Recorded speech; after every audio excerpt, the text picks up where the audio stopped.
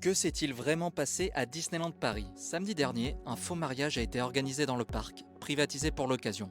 Une centaine de figurants et un tournage présenté comme confidentiel. Problème, une fillette de 9 ans dans le rôle de la mariée. Le personnel de Disney, comme les invités, pensait assister à une vraie cérémonie.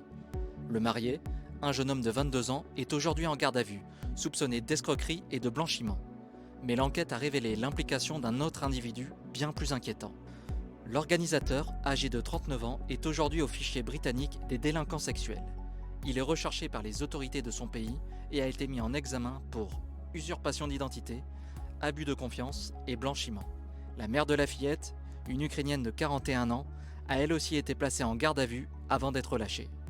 Le parquet affirme que l'enfant n'a subi aucune violence, mais l'affaire reste profondément dérangeante. Un figurant laiton de 55 ans, payé 12 000 euros pour jouer le rôle du père de la mariée, a lui-même alerté la sécurité après avoir découvert sur place que la mariée n'avait que 9 ans.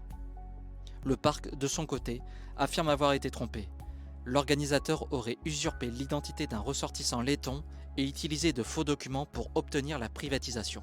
130 000 euros ont été dispensés pour cette mascarade macabre. Pourquoi une telle mise en scène et dans quel but? L'enquête ne fait que commencer.